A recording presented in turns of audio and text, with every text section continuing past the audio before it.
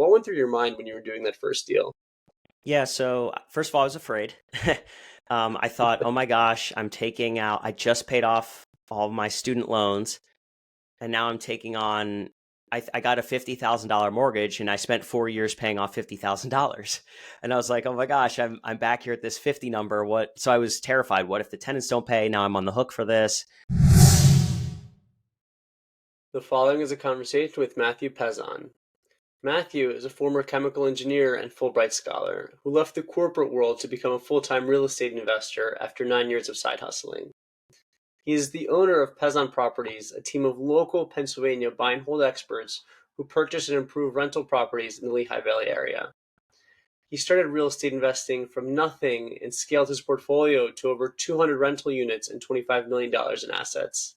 Here's our conversation. Matt, thank you for coming on the podcast, my man. Thanks for having me. Yeah, really excited to have you and a lot of really fun questions to get into. We're going to discuss a lot of really fun stories. But just to start out, how does a chemical engineer become a real estate investor? Actually, not in the United States, which makes it a little more weird. So, I did a Fulbright scholarship in Spain, and I went to business school. Hmm. So I learned all about business, debt, finance, and that's when I learned I wanted to be a real estate investor, but I wasn't in the States at the time. So once I graduated and came back, that's when I started buying properties. Got it. Interesting. It's also, a lot of people get their start, especially with all the real estate investors out there doing some kind of deal domestically. So always interesting to hear about those different stories and really cool that you got that experience internationally. But to dive deeper into that, I have to ask, studying as a Fulbright scholar, studying abroad, how did you discover real estate investing in Spain? Yeah, so my whole life I had been paying rent up to that time because I didn't own any property, and so I would see Mhm. that money kind of leaving my account every month and think, huh, what if I were making that money instead of paying it? And also, I traveled a lot around Europe. So I got to see housing in different areas. I got to see different types of architecture, state funded housing, private housing, different areas as I traveled. And I realized that we have a great opportunity in the US. I became familiar with mortgage products around the world, Mhm. and I became familiar with landlord tenant law around the world and the business climates in Europe. At the time, Spain's youth unemployment rate was 25%. And I thought, wow, something's going right in the States. I have an opportunity here. A lot of my colleagues in Spain and Europe didn't have as strong of a business climate that we do in the States. And once I realized that, I thought, wow, I have a huge opportunity with this passport that I was born with. I need to go back and go get it. And so that's when I came back to the States and started buying. If it weren't for the international experience and Fulbright experience, I might have found real estate, but it might have taken longer. So it's a really interesting story there. But speaking of that international experience and getting to see some of the real estate projects overseas, are there any stark differences between real estate and real estate investing, internationally, whether it's in Europe or kind of other continents versus the US? Well, it's definitely country by country, city by city. But for example, in Spain, the standard lease is 5 years, and the protections are very strong for the resident. So if they don't pay, I mean, it's a disaster. I mean, it could take years to get your property back. So I think that property rights and the individuals can own property; they have rights to their property, and I think that's very unique about the United States and other countries as opposed to residents having more rights than the owner, right? So I found it's an advantageous business climate, and also environmentally, in Spain and other European countries, they're very mindful of like the historic nature, the facades. And the Mhm. environmental concerns. I mean, there could be ruins, right? There could be artifacts underneath these properties that you can't disturb. And so Mhm. there are developments that cost a lot of money to do because of the preservation efforts, which I'm not saying is a bad thing, but it just makes it harder to develop. So some of those things don't really exist as much here stateside.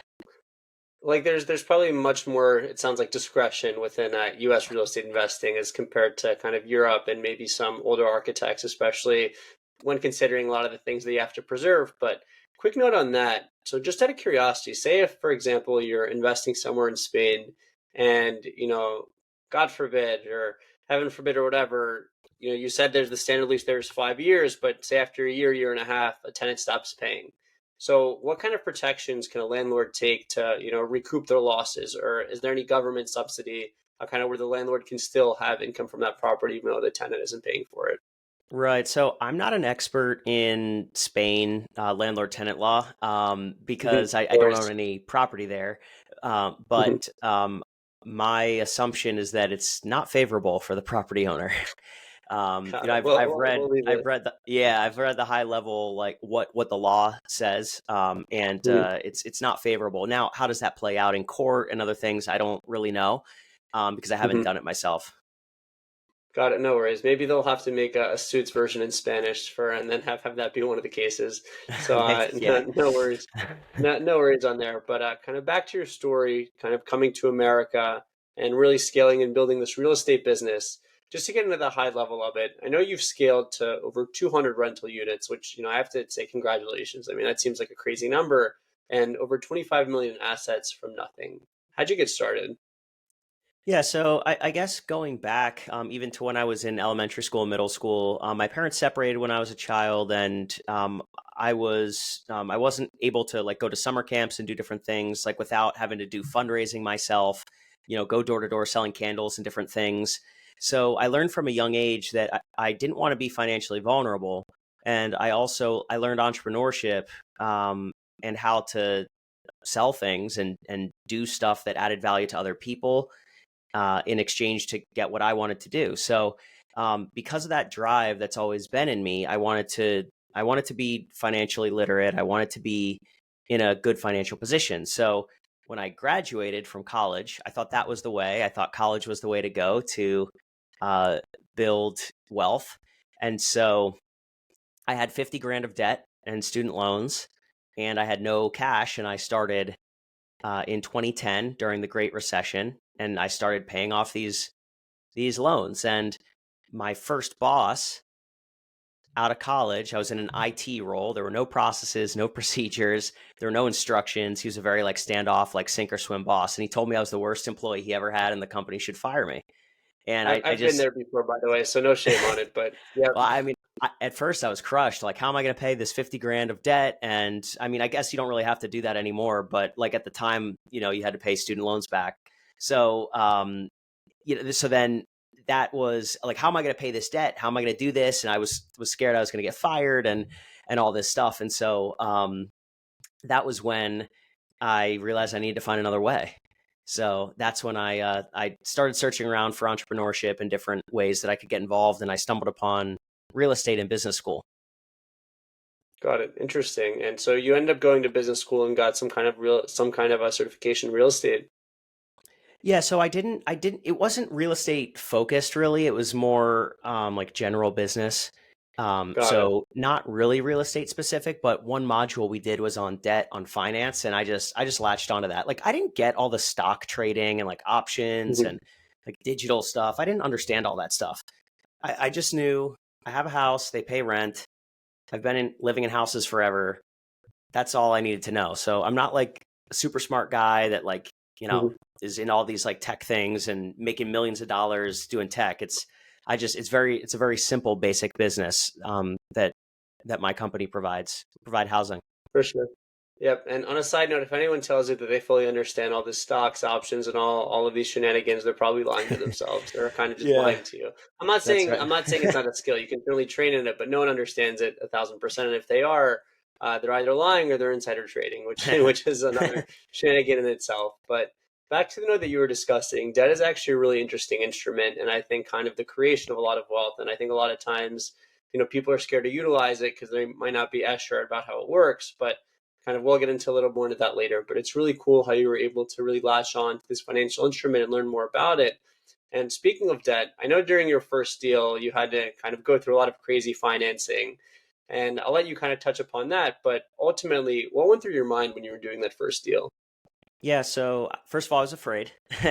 I thought, oh my gosh, I just paid off all of my student loans, and now I'm taking on I got a $50,000 mortgage and I spent 4 years paying off $50,000.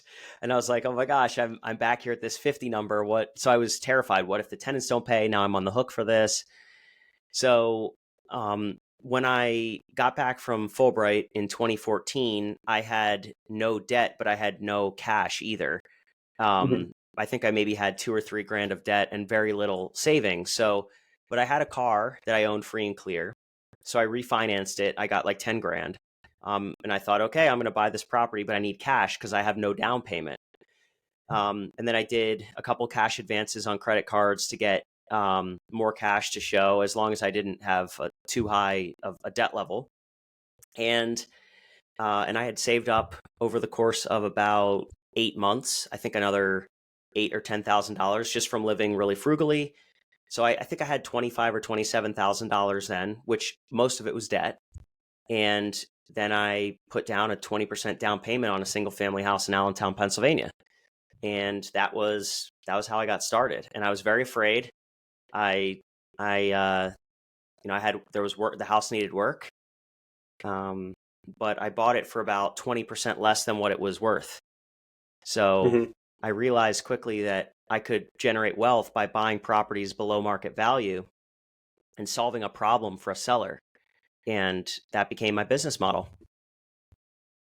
So really interesting that you were able to take advantage of that, and ultimately that's what became kind of the business model for Penzon Properties. But to get back to that first deal, I mean, I appreciate you sharing that you had a lot of fear, and I think a lot of people aren't as vulnerable these days in sharing their honest experiences. But did you ever have the thought in your head, what if this all goes to zero? Oh yeah. I mean, and it's still something that I look at. Okay, do we have the cash reserves we need? Do we have are we doing the right things on the management side? I mean, you always have to, it's not a thought or feeling that goes away in business. I mean, you Mhm. have to be watching your numbers, you have to be watching your portfolio, your investments.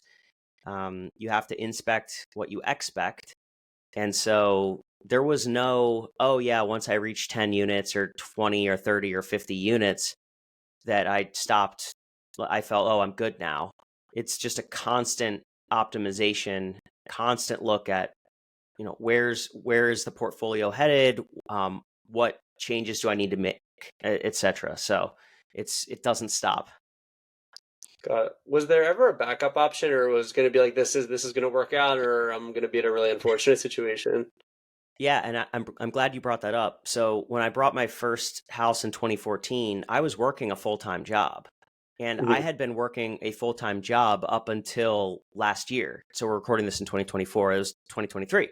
So Mhm. I had been double hatting for 10 years with like a corporate chemical engineering job. So I never stopped doing that. I did both. I would buy houses and work full time because I could get better financing, I could get better loans, I could do cash out refinances and get more money then to buy more deals. And so my job was critical to the success. Got it. How many hours of sleep would you say you were getting during that time when you were kind of wearing both hats? 7 to 8. Yeah. Really? So you were able to, because that's what's really interesting. Because to be candid to the listeners, me and Matt were just chatting off air about the importance of sleep. From a very, I'll just leave you guys with a high level perspective. But what's really interesting, I think a lot of times, a lot of entrepreneurs and business owners kind of stress about their schedule or stress about trying to get enough sleep. But at the close to the end of a closing day or close to the end of business, they think about, oh, there's one other thing. Maybe I'll get that done. And I think a lot of business owners will really resonate with that one thing becomes like 14 other things. And then you end up realizing you're not going to get a lot of sleep. So I have to ask you, wearing both hats, how are you able to consistently get 7 to 8 hours? Because in my opinion, I think that's like the minimum amount you need to really maintain sanity throughout the day. Oh yeah, totally true. And I have 3 children under 3, and it's more true now than ever. But in terms of how, I was always good at, I'm not good at a lot of things, but one thing that I was good at was knowing what is the most important next step Hmm. and what's important versus what's urgent, and doing what's important and urgent and really fine tuning what do I need to do, what can wait. So prioritization was a skill of mine. And so I could get done what I needed to at work because I knew what mattered the most to my my team. I had 8 direct reports. And what mattered to my boss and to my so like the people that worked with me or that were my subordinates, that my manager, and then those that were like kind of lateral, what they needed. I knew what everyone needed. So I was crystal clear and I could prioritize. So in my full-time job, I was able to get it done, but I wouldn't like socialize or like take lunch breaks, or like my lunch break was calling sellers to buy houses. Right. Hmm. So I was always on, but then when I was off, I was off.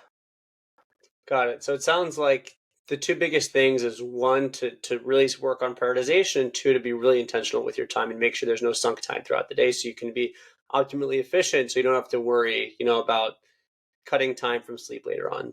Well, that's right. And I mean, the same, I mean, this is a generalization, but I found that the same people that are, oh, I have so much work to do, and oh, I'm so busy, or I don't have enough time. They're also the same people watching 4 hours of NFL games on Sundays, or 8 hours, right? And Yeah. it's like, it's just, I don't watch TV. Like, I just don't. Hmm. I don't do stuff like that. It's and I'm really trying to work on like, okay, how can I get off my phone a little bit more? Because like I kind of like read the news and stuff like that, but I'm trying to eliminate that because it's just a waste of time. Hmm. So there's it's really important to do time tracking. Like, okay, where am I Hmm. actually spending my time? And look at your Hmm. phone. How long are you spending on each app on your phone? Like if you have an iPhone, I just go in there and I look each week. Oh man, like it's a little too high on this one news app or whatever, right? Hmm. Like track it and reduce the like if you're serious about it, and if you are, then reduce the wasted time and increase the productive time. And that's what I've done You for know, I years.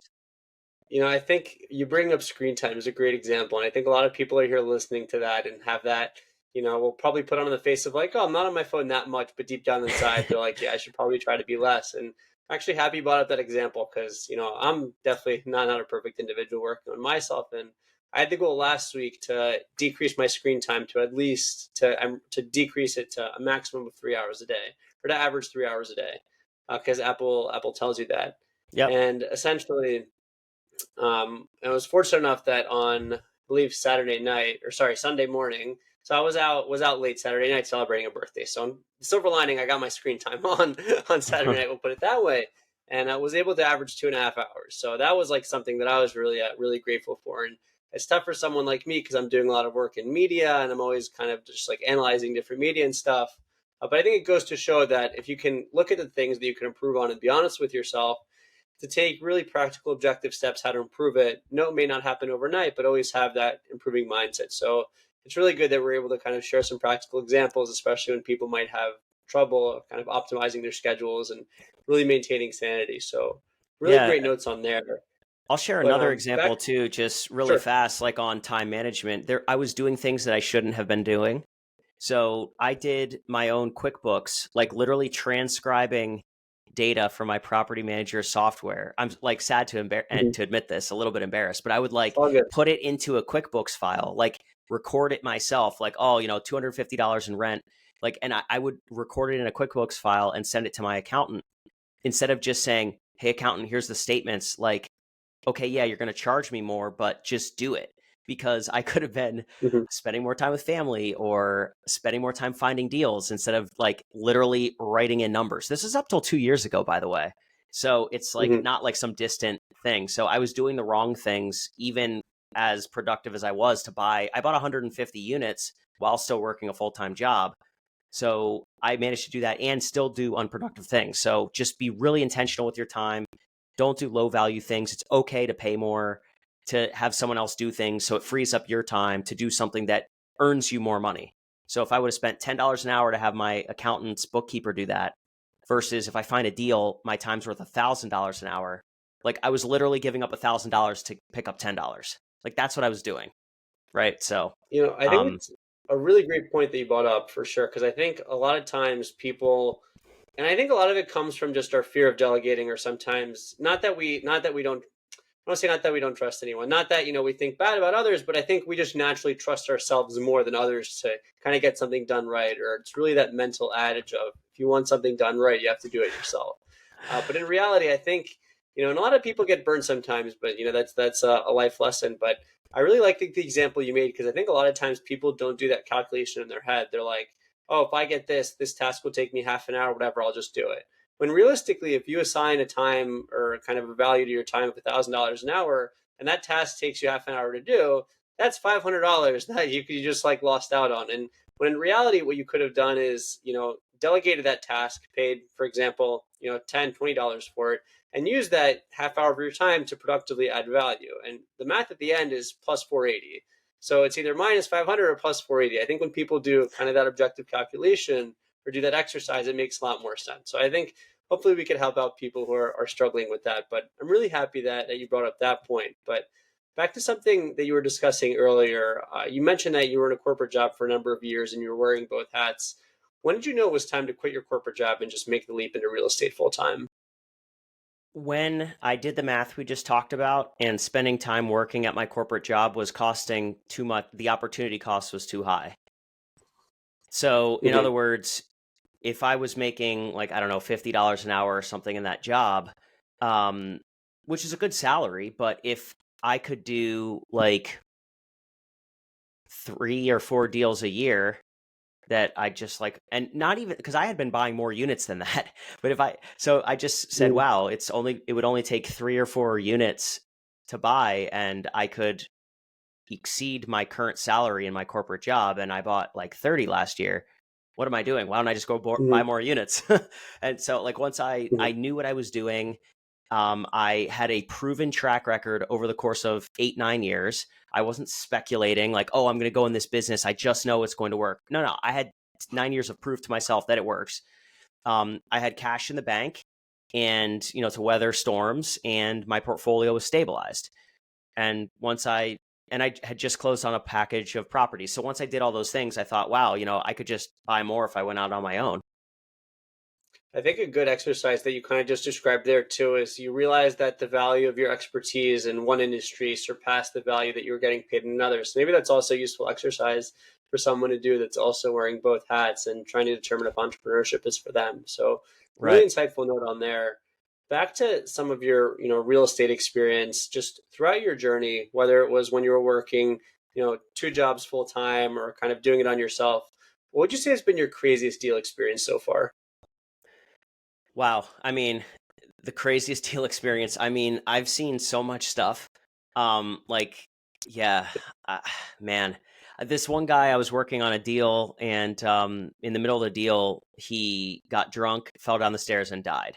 So, Are you serious? yeah, yeah. So Wow. then I was dealing with his family, and they were like, well, like, and it took like 5 months to close because they had to do the estate paperwork, and the attorney was slow, and all this stuff.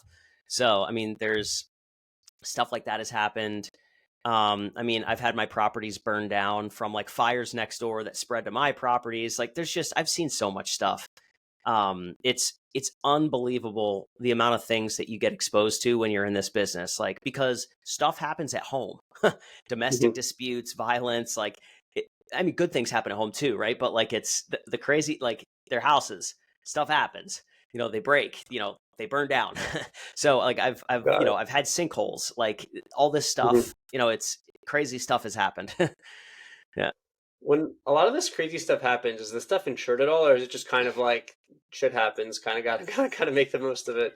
Fortunately, in all those situations, the insurance, so like the sinkhole didn't really work out. Mhm. But so I came out of pocket for that one. That was like 10 grand. It was under a garage. The fire actually worked out fine. Like, they paid the contractor, and I got a rebuilt house. So, I mean, it does work out if you have the right insurance, but I wouldn't have known to have the right insurance if it weren't for my insurance guy who's an expert in this. So, Got it. because of the unknowns, you need cash Mhm. reserves, and you need good insurance, and you need good advisors to tell you what to do. Got it. It's always good to have those experts and always have cash on hand because you always have to expect that something's going to hit the fan when you least expect it. So, really good note Yep. on there. When a lot of this stuff is happening, and I'm sure this is probably harder earlier on, but it's probably an emotional roller coaster of like, why did this happen? This doesn't make any sense. So, how do you manage your emotions early on when this stuff happens to really kind of expect it and know it's part of doing the business? I mean, you're not good at it at first. I wasn't. Um, I was None of us almost are. taking things, yeah, I was almost taking things personally. Like, why aren't they paying me? Like, I'm providing a good service. And I just thought, oh, well, it's about I did something wrong, or it's just, no, it's just the business. People just run into hard times and they can't pay. It, Now Mhm, it's almost emotionless. Like mhm, this is the due date. This is the work order. We have to get the work done by this date. We mhm, need repairs done fast for our residents. We need to get things done for them quickly. Like snow happens. Like I want the snow gone, right? Like in 12 hours, it's mhm, gone. We're not getting fines. No one's slipping and falling. Like get it done, right? So like there's not. mhm, We expect everything to be done in a certain amount of time. We have metrics for that. Everything is calculated like a business. I think when I struggled in the beginning, it's because I looked at it as like a hobby or a personal pursuit. And I didn't have metrics. I wasn't tracking things. I wasn't looking at things. I wasn't looking at data. I was just kind of in the weeds, like, oh, like they're not paying me. And then I was getting all upset about it. And it's just not, it wasn't a bit, I didn't have a plan. Like, it's just, uh-oh, what do I do got now? it.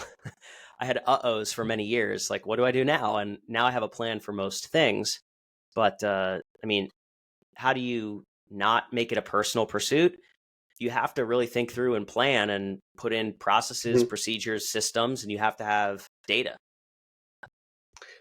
It's good that you track that stuff because I think that's the only way you can probably maintain your sanity when doing a lot of these things. But to get a little more specific, you've been doing this a while and you've been really successful thus far. But not all of us are perfect in our careers.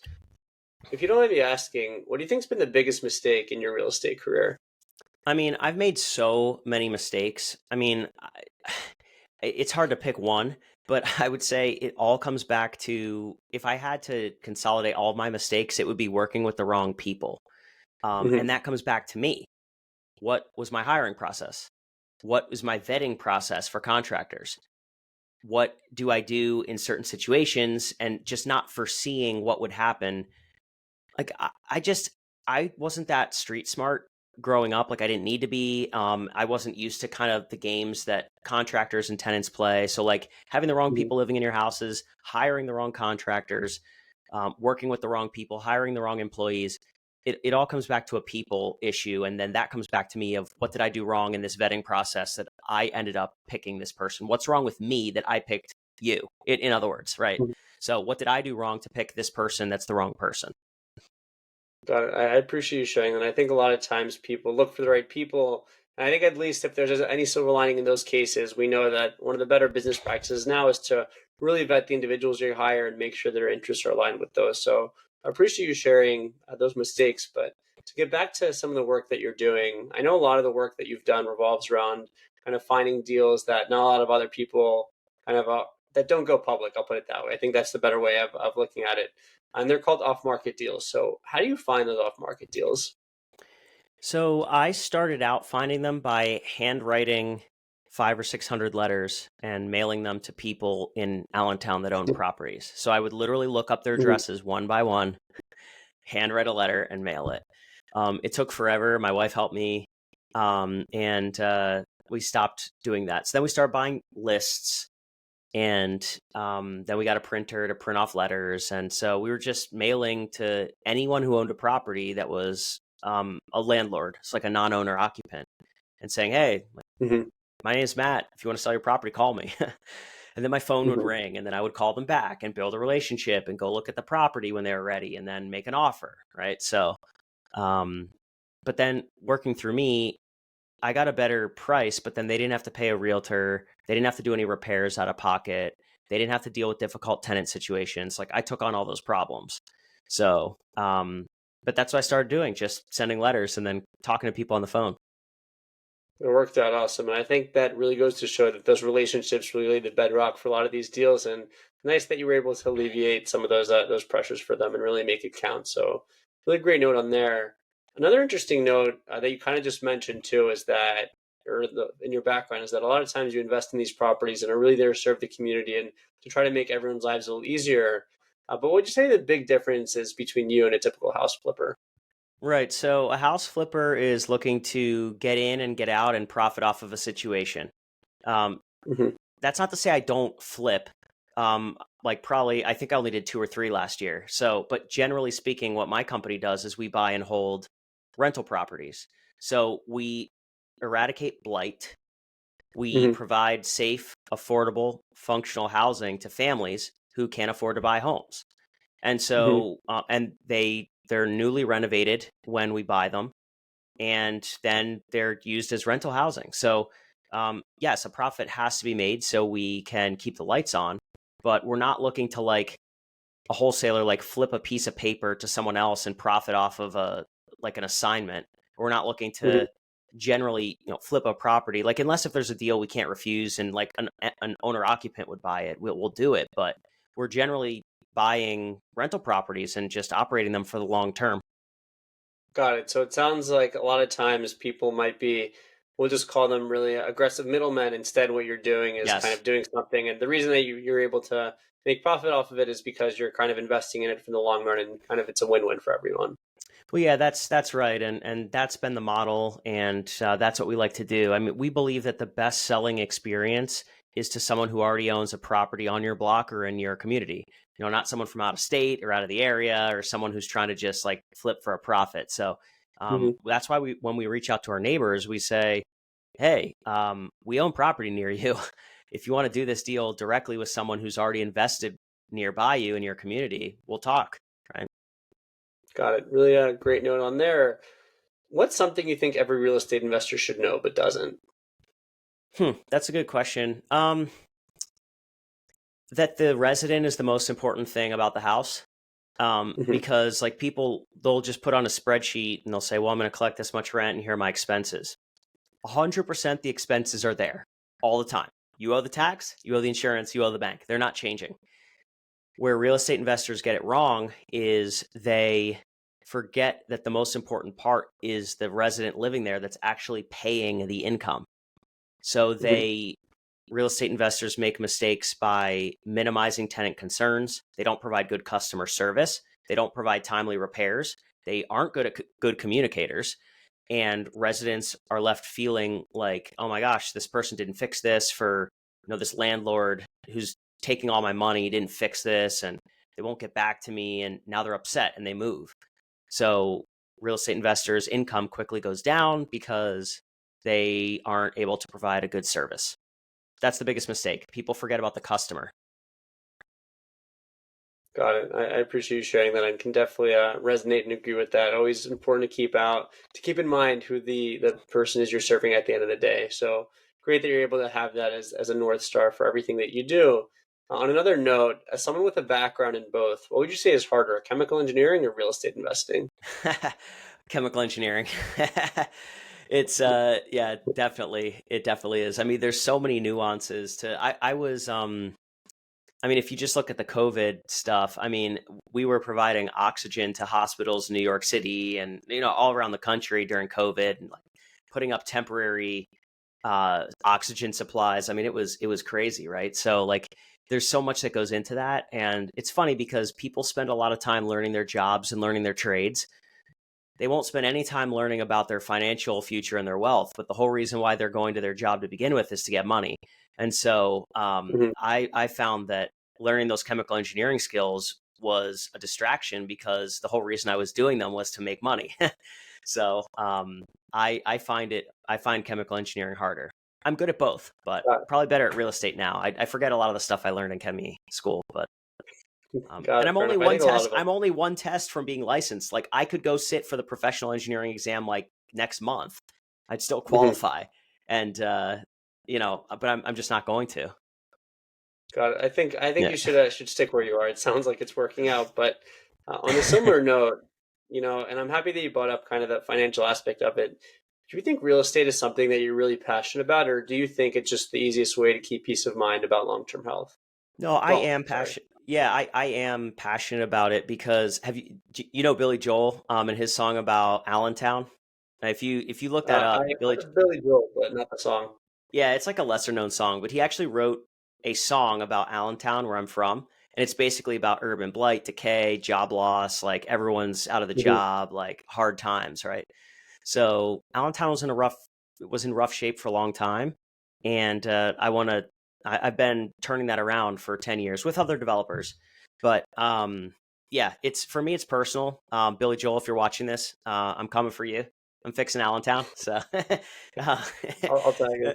yeah, exactly. So but no, it's about making the community better and reversing decades of decline in my hometown. And Got it. So, building wealth is mhm, about that. So a byproduct of that for sure. We yeah, love to see that the fact that you're doing it, it sounds like it's a fulfilling way to live your life, and if you can make an income from it, all the better. But beautiful note on there, and on a similar note, on a parting note here regarding your legacy. When it's all said and done, how would you want your legacy described in one sentence? wow, I hadn't really thought about it too much. I would You can say think about that it now. yeah. I mean, I would say that if others were talking about me, after I'm not here, that I gave my best effort and was kind to everyone that I interacted with, and was a you know good person and made a difference. I think that's a beautiful sentence there, and I guess now you have an answer for that. But Matt, it's been an absolute blast, and thanks so much for taking the time to come on the show. Yeah, thanks so much for having me, Daniel. Appreciate it. Thank you for listening to my conversation with Mathew Pezon. If you enjoyed the episode, rate the show on Spotify, drop a comment on YouTube, and subscribe.